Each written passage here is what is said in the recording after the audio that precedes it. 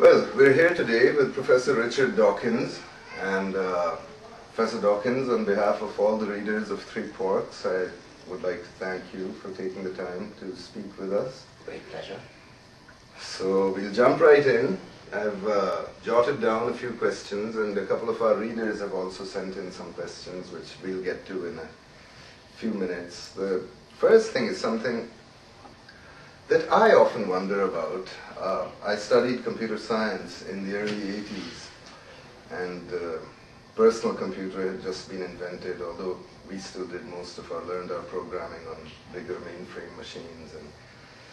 But me and my other friends in computer science really believed that computers would very quickly become intelligent. The artificial intelligence winter had not quite set in at that time, and expectations were very high.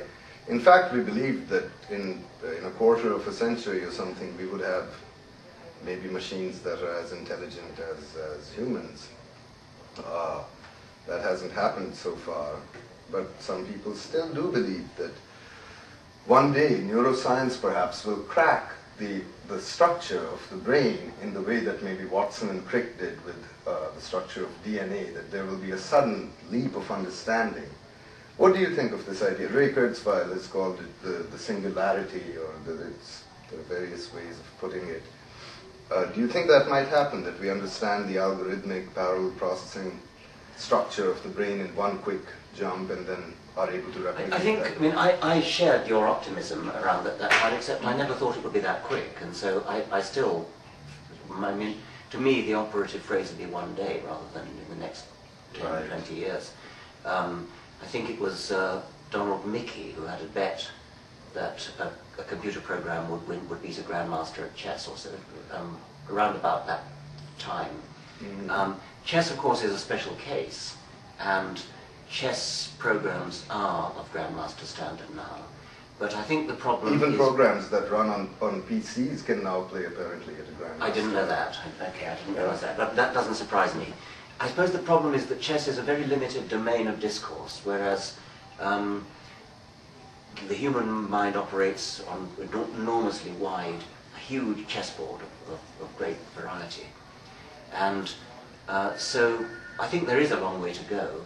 I believe I'm kind of committed to a view that it's ultimately going to be possible. I mean, I can't believe there's a fundamental barrier that will stand forever in the way of computer programs having human intelligence, but it may take a very, very long time.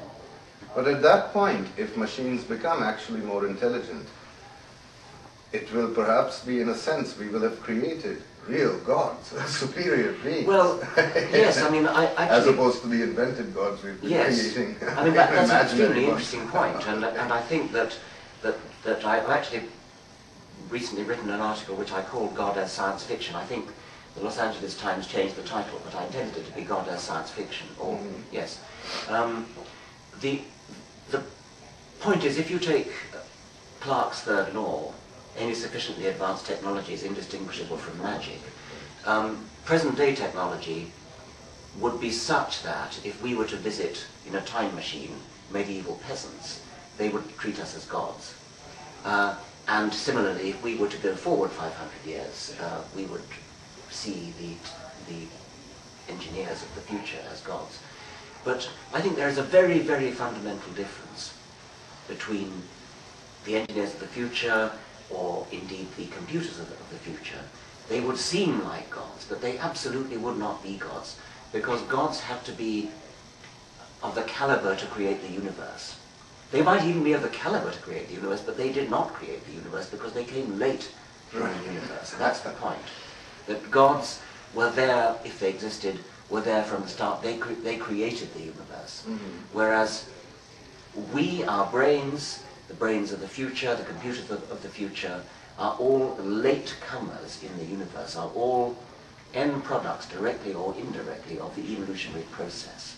The evolutionary process which takes simple beginnings and builds up by slow and gradual degrees up to the sort of complexity that can think and the sort of complexity that can design a computer and program it to be intelligent. And from there it might indeed take off a new kind of evolution, but it's still an evolutionary process which comes late into the universe, not early. Interesting. Does the idea of machines more intelligent than humans frighten you in any way? I think we are all of us a bit frightened of technology that we are unfamiliar with. And so yes, I suppose it does frighten me. It also excites me very much. Right. Me too. And do you think it will be a gradual process of increasing complexity in machines or computers, or do you think there might be in neuroscience the kind of sudden breakthrough? That's another very interesting question. And by the way, I think it's also an interesting question whether the advent of human intelligence itself might have been sudden. I mean, I'm accustomed as an evolutionist to think that everything's gradual. But I could imagine that a software innovation in the brain, something equivalent to, say, the invention of recursive procedures in computer science, would suddenly open floodgates of new evolutionary innovation.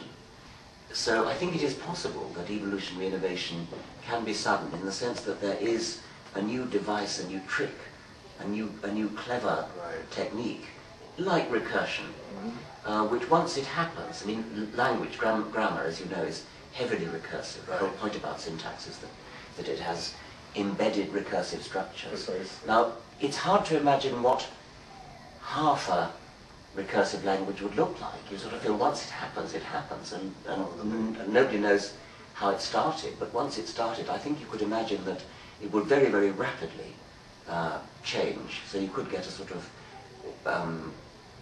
as I said, opening of floodgates in evolutionary terms. Huh. Well, let me ask you a completely different question now. I share with you a kind of irritation and even annoyance with all kinds of pseudoscience and worse, things like crystal healing and all that kind of nonsense, astrology and all of those sorts of things. But I was thinking recently that one of the reasons that non-scientists and the lay person, the person on the street, not only has faith in some of that nonsense, but doesn't have faith in science, is because there's a lot of nonsense in science as well, or what goes by the name of science. And as an example, I'll bring up, for example, the conflicting advice we get about nutrition from real scientists. Yes. And a friend of mine recently joked that the most important question science should answer now is it okay to eat eggs?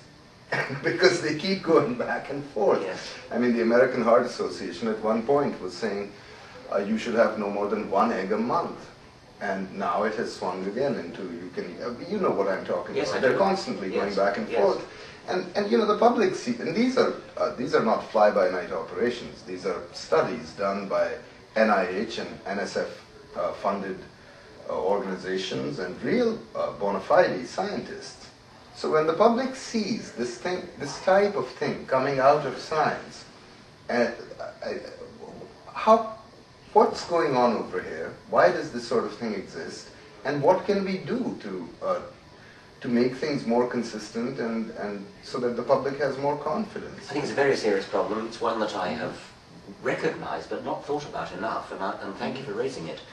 I've noticed it especially in the nutrition case, as you say, and constantly seesawing advice from one side to another.